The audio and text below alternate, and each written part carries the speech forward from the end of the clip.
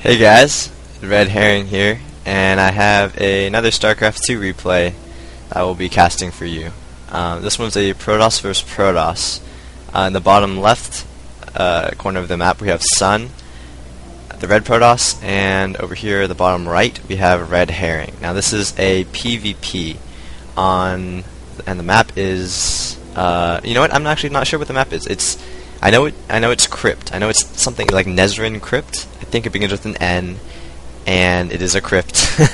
It's kind of like Shakura's Plateau, I think, where it's from the tile set and everything. It's supposed to be from the Protoss homeworld, or one of their worlds, I guess. But yeah, so this is a Protoss vs. Protoss, and as you may or may not have noticed, we are now in HD. I was able to mess with my settings enough to get the quality better, while still having a relatively small video file size, so that's pretty exciting. Protoss vs. Protoss is one of those matchups that people have been complaining about, and as you can see, earlier SoN had been saying that he really does not like PvP, and I said just wait for 1.4, and that's just referring to Blizzard's new patch, and SoN says then it's just going to be all robo. So 1.4 is being tested right now. It's in the public test realm, but if it comes out, if the changes are approved, it would mean that that blink time, the research time, would be nerfed pretty substantially, and immortals will be buffed. They'll have +1 range, and pylons will no longer be able to warp on the ramp here. I think it's no longer on the ramp, or maybe it's no longer above the ramp, even with vision. I'm not actually sure. I'll have to look at that, but it's definitely going to be affecting the Protoss vs. Protoss scene, because, as you may or may not know, Protoss vs. Protoss right now is all about 4 gates and blink. It's basically who can get the 4 gate fastest, and if the 4 gate fails, or if the 4 gate fails, basically who can transition into blink stalkers the fastest. And then occasionally there's the robo, and occasionally there's the Dark Templar attack, but Protoss vs. Protoss is definitely a really annoying matchup. It's probably my least favorite, and I know that like, I don't have much experience in ZVZ or TVT, but they're definitely, I think all mirror matchups are a bit monotonous at the current state of the game. So look at the APM tab. I don't like to spam that much, but this guy, SoN, does. He has 201 APM. That's a lot, and actually 66, an average of 66 is a bit low, but we'll see how this turns out. So we have SoN going for a 4 gate. I'm calling that right now. He has his Chrono Boost saved up for his warp gate. He's getting his Stalker after his first Zealot. He got a gateway at 12, I believe, and he's not getting a second gas. So like in 90% of PvPs, we have a 4 gate here. I, on the other hand, do have a second gas. I got a later gateway slightly, which means my warp gate is slightly delayed, but not by much. Look at the protection tab. And I'm not going for a Stalker after my first Zealot. I'm going for a Sentry. And this is a very defensive stance on my part. Usually if you're 4 gating, or if you're going for any aggressive type of push, you will go Stalker over Zealot, or sometimes you'll skip the first Zealot completely and go Stalker. But a Sentry is a very defensive unit, and this is because, as you can see here, I'm getting Robotics Facility, and this is something I've been experimenting with a lot. I've been trying to...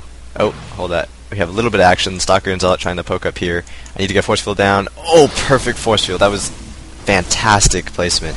I was able to trap the Stalker in. That is a huge blow to his army here.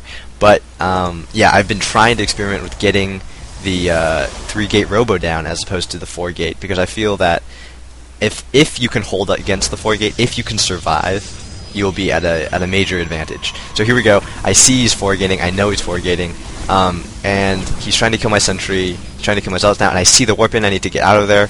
And oh, why am I running towards the probe? I need to get out of there. He sniped one of my sentries, and great force field. This just delays him a little bit. He's stuck there. He's trying to get up. And now that's bought enough time for me to get my warp gate up. His was done a little bit faster, so he has the first warp in. And he's coming up again, and now I warp in 3 Stalkers. I'm chrono boosting an Immortal like crazy. He snipes my sentry. That's a pretty big blow. And he's targeting down my pylon. And look, this is why I do not like the 4 gate. because you can warp in with the proxy pylon on my ramp.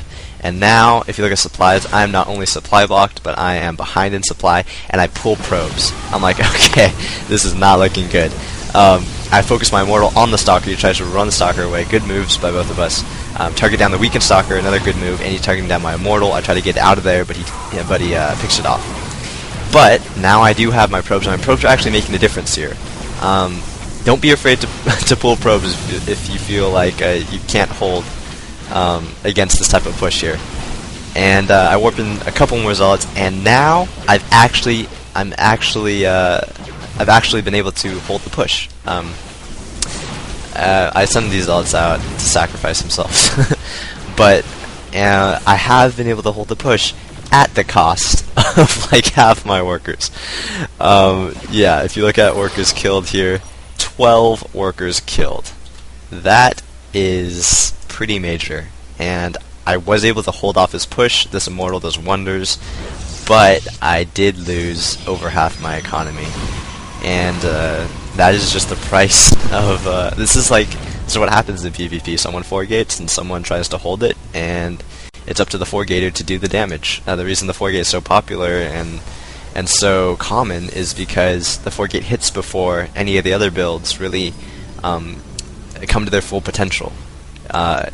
You know, if I have me sniping pylons here, but if he had not attacked and waited like another minute, I would have had an Immortal out faster and would have been able to hold, but that is not the case. So I pushed out. I see he has a bunch of Stalkers, so I'm thinking, oh, he's going Blink. And if you look, he is getting the Twilight Council, yeah, so I get this Observer. The reason I get this Observer is because I need to scout what his follow-up to the 4-gate is. I know it was a 4-gate, and there's a couple transitions you can go out. You can continue to all-in by adding maybe another gateway or two, or you can take an expansion. It looks like he's going to be taking an expansion, so that's why I got the Observer. I needed to see what his follow-up was, and that is very crucial for me. And he's actually getting charged, and I see it being chrono boosted, but I don't know. Wait, that's his vision. Yeah, here we go. So I see it being chrono boosted, but I don't know it's charge or blink. It could be either. I'm thinking it's blink just because that's usually what you transition out of, but he is being smart and he's going for charge.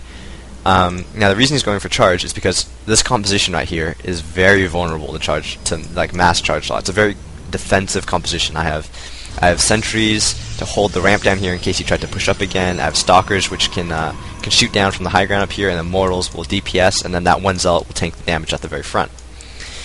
So this whole time I've been ecoing up. I think during this game he kind of underestimated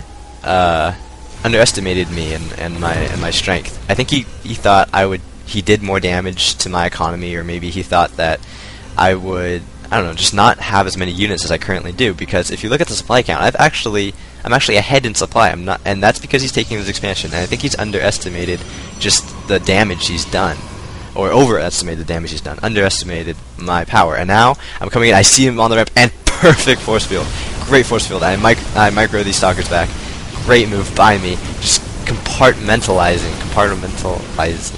Yes, I think that's how you say it. Just cutting his army in chunks, just taking him one at a time. Look, get the sentry here, and he let his Nexus finish. That is a huge blunder by him. He should have canceled it. I'm not sure if I moved in right after it was finished. Maybe he didn't have a chance to.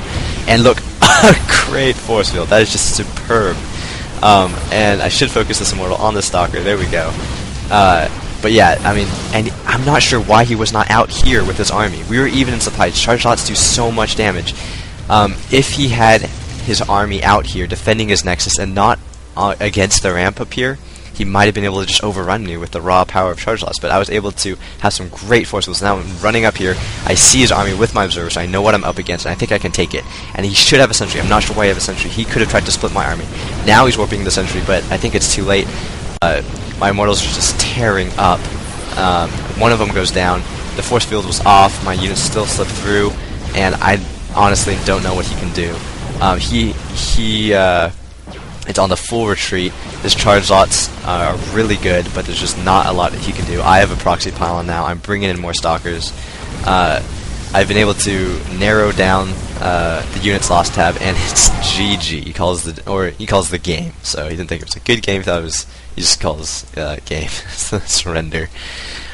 So this was a pretty intense game. when I was playing it, I thought I had really good micro this game. And this just shows you kind of the typical PvP that kind of goes on at the Master League level here.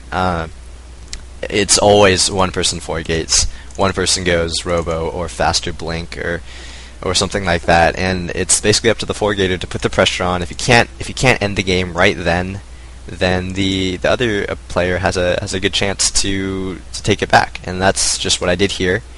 It looks like he was going for both Dark Shrine and a Robo Facility, so I think I just had a great timing window where I was able to snipe his Nexus. I had great force fields on the ramp, and really, I think if he had been out here, he could have done a lot more damage, maybe even stopped my attack completely. So yeah, this was my first PvP cast. I really don't like PvP, but I figured I should cast one just to show you kind of how it goes down. So comment, rate, and subscribe, and I'll have more videos out shortly. Thanks, guys.